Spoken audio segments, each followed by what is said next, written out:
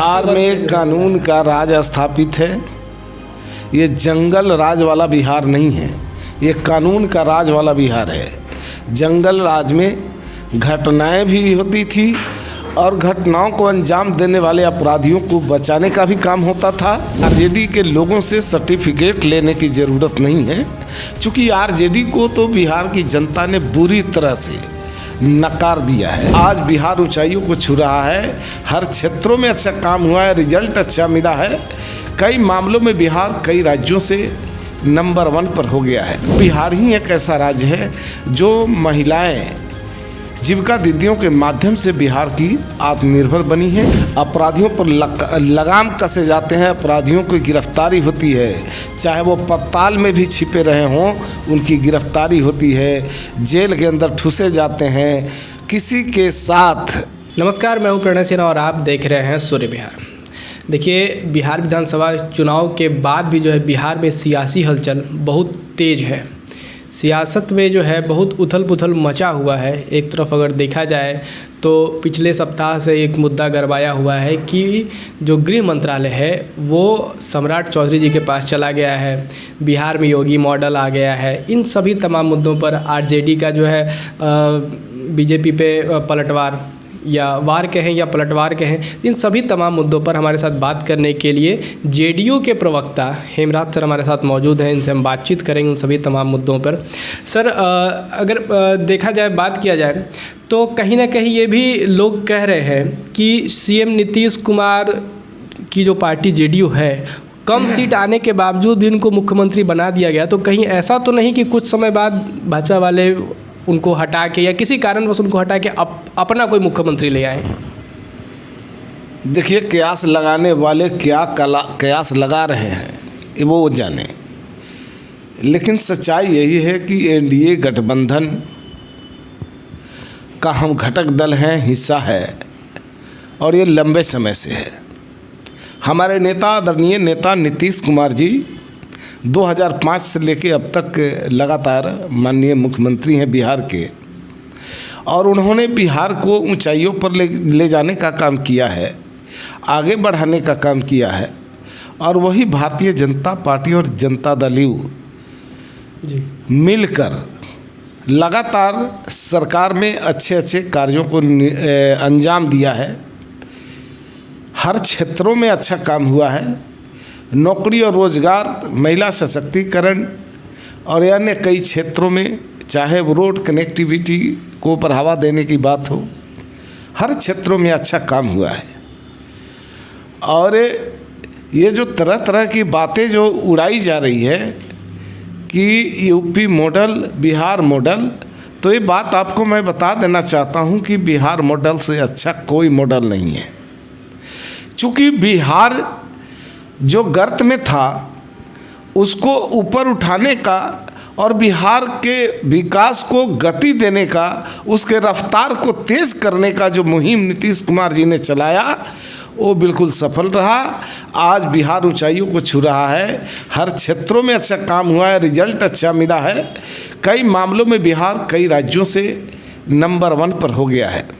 चाहे वो महिला सशक्तिकरण की बात अगर करें तो बिहार ही एक ऐसा राज्य है जो महिलाएं जीविका दीदियों के माध्यम से बिहार की आत्मनिर्भर बनी है। और यही नहीं, बिहार की जीविका दीदियां दूसरे राज्यों में जाकर दूसरे राज्यों के महिलाओं को आत्मनिर्भर होने का हुनर सिखा रही है।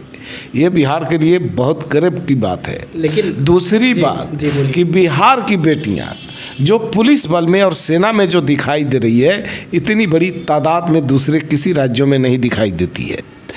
अब बात करिए महिला सशक्तिकरण में, और आगे हम बढ़ते हैं तो पंचायती राज में आरक्षण के माध्यम से कई पदों पर उनकी भागीदारी सुनिश्चित हुई है और राज्य देश के विकास में वो अपना महत्वपूर्ण योगदान दे रही है। जो कभी चौखट के अंदर कैद थी वो अब बाहर निकलकर हर क्षेत्रों में अपने हुनर को दिखा रही है, अपनी योग्यता के बल पर देश और राज्य की सेवा कर रही है।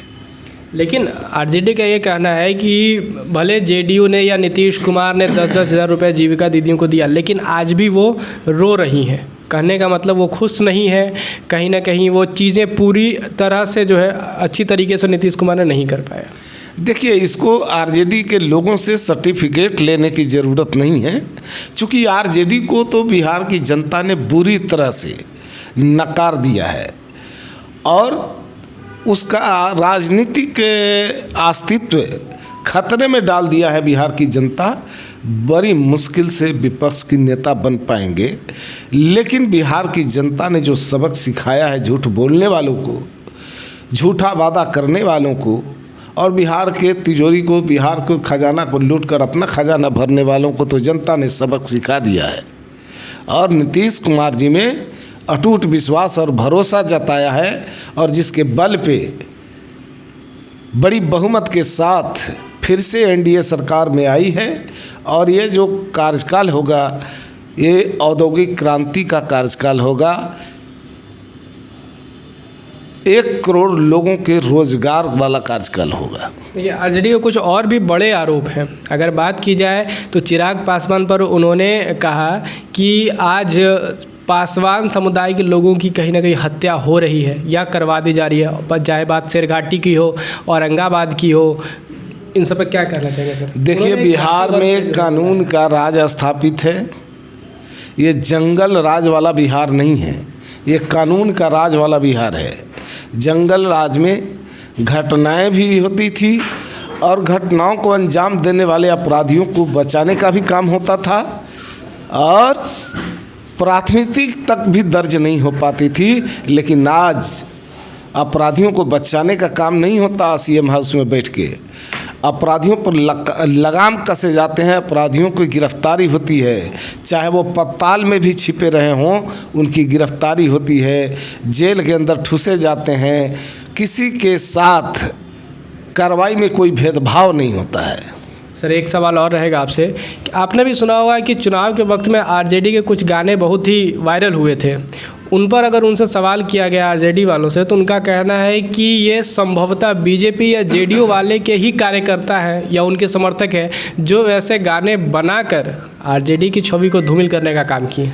तो दुनिया ने तो देखा कि आरजेडी के मंच पर जो तरह तरह के सुनहरे गाने सुनाई दे रहे थे, जो प्रदर्शित किए जा रहे थे, वो बिहार की जनता ने देखा है कि आरजेडी के मंच पर कैसे कैसे गाने बजाए जा रहे थे। देखिए, तो क्या कुछ कहा हेमराज सर ने, वो आपने सुना कि चाहे वो बात आरजेडी के प्रति जो भी गाने आए थे या फिर उप मुख्यमंत्री की बात हो, बिहार में सुशासन की बात हो, इन सभी तमाम मुद्दों पर जो है हमने इनसे बात की। बाकी आपकी क्या प्रतिक्रिया रहती है, आप क्या सोचते हैं इस विषय पर, अपनी जो राय है वो मैं कमेंट बॉक्स में ज़रूर साझा करें। सूर्य बिहार पर हमारे साथ बने रहें। मैं हूँ आपके साथ प्रणय सिन्हा। बहुत बहुत धन्यवाद।